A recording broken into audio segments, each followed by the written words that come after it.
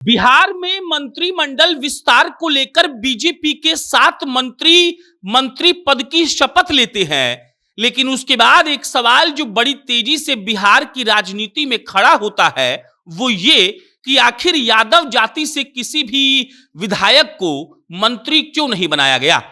अगर यादव जाति की बात करिएगा तो फिलहाल बिहार में 54 विधायक ऐसे हैं जो यादव जाति से आते हैं, लेकिन फिर भी अभी एक भी विधायक बीजेपी की तरफ से यादव जो है वो मंत्री नहीं है। और ऐसे में अब ये सवाल उठना शुरू हो गया है कि क्या भाजपा ने ये मन ही मन मान लिया है कि यादव उनके अपने नहीं है और बिहार की राजनीति की जब बात होगी तब यादव हमेशा आरजेडी के ही पाले में रहेंगे।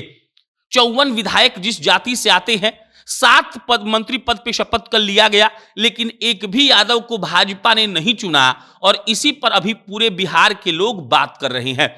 बहरहाल इस वीडियो में आपको हम ये समझाने का प्रयास करेंगे कि आखिर ऐसा क्यों हुआ, लेकिन उससे पहले नमस्कार स्वीकार करिएगा। मेरा नाम प्रशांत राय है और ये वीडियो रोडवेज ऐप के द्वारा प्रायोजित है। रोडवेज बिहार की एक ऐसी टैक्सी की कंपनी है जो आपको आधे किराए में पूरा बिहार घूमने का मौका देती है। आपको पटना एयरपोर्ट से बिहार के किसी भी गांव में जाना हो या बिहार के किसी भी गांव से आपको पटना आना हो, आपको प्ले स्टोर पर जाना है, रोडवेज का ऐप डाउनलोड करना है और फिर आप आधे किराए में पूरा बिहार घूम सकते हैं। तो बात दरअसल ये है कि बुधवार को 7 बीजेपी के विधायक मंत्री बनते हैं और उसके बाद कहा जाता है कि चुनाव में इतना कम समय है फिर भी आखिर मंत्री पद का ये विस्तार क्यों हुआ है, क्यों 4-5 महीने के लिए ही मंत्री बनाया गया है। और इस पर जदयू वाले या बीजेपी वाले जवाब देते हैं कि सीट खाली थी और सीट को भरना था ताकि काम हो पाए, इसीलिए हमने ऐसा कर दिया है।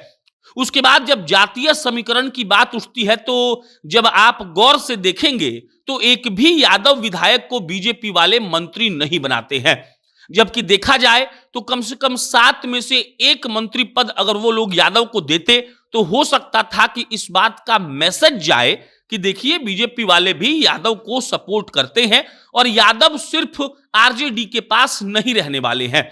लेकिन ठीक इसका उल्टा होता है। बीजेपी के 7 लोग मंत्री पद की शपथ लेते हैं जिसमें सवर्ण है, वैश्य हैं और भी जाति के लोग हैं, लेकिन एक भी यादव को मौका नहीं दिया गया। और उसके बाद इस बात पर डिबेट शुरू हो जाती है, चर्चा शुरू हो जाती है कि क्या बीजेपी ने अब ये मान लिया है कि यादवों पर इन्वेस्ट करने में कोई फायदा नहीं है। और अब लगातार सोशल मीडिया पर यही लिखा जा रहा है कि तेजस्वी यादव और लालू यादव ही यादवों का भला कर सकते हैं, क्योंकि अगर आप ऐसे भी डेटा उठाकर देखेंगे तो बिहार विधानसभा में 54 विधायक अभी यादव जाति के हैं और अगर पार्टी वाइज आप बात करिएगा तो उस 54 में से 35 विधायक आरजेडी के हैं।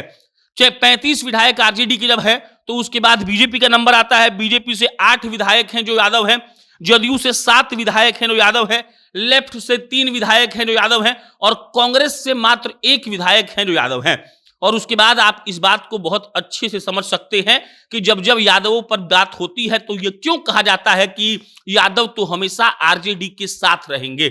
50-60% से ज्यादा विधायक अगर किसी एक पार्टी से हो, एक जाति का, तो आप ये समझ सकते हैं कि वो जाति उस पार्टी की तरफ या वो पार्टी उस जाति की तरफ क्यों ढलकती है। और कल ये साफ साफ मैसेज दिया गया है बीजेपी की तरफ से कि यादवों को उनकी कोई जरूरत नहीं है, वो यादव को अपने साथ नहीं रखेंगे। और मैसेज एक तरीके से ये भी था कि अगर यादव ये समझते हैं कि आरजेडी के अलावा उनका कोई भी भला नहीं कर सकता है तो बीजेपी को भी कोई इंटरेस्ट नहीं है कि वो लोग यादव लोगों को इंटरटेन करेंगे। मंत्री पद का जब मंडल का विस्तार हो रहा था तब ऐसा लगा कि भाजपा बहुत कुछ ध्यान में रखकर ये विस्तार करेगी, लेकिन भाजपा ने बहुत कुछ ध्यान में रखा, बस यादवों को छोड़ दिया। और इसी पर अब इस बात का भी डिबेट हो रहा है कि 2025 के विधानसभा चुनाव में भाजपा ने तमाम अन्य जातियों को साधने का प्रयास किया है, कई हद तक उन्होंने साध भी लिया है, लेकिन यादव पर उन्होंने कोई ध्यान नहीं दिया है क्योंकि उनको नहीं लगता है कि यादव उनके साथ किसी भी कीमत पर आने वाले हैं। बाद बाकी जो भी बात होगी वो भविष्य के गर्भ में है, जैसा कुछ होगा हम आपको बताएंगे। आप जनता जंक्शन देख रहे थे, मेरा नाम प्रशांत है। बहुत बहुत धन्यवाद।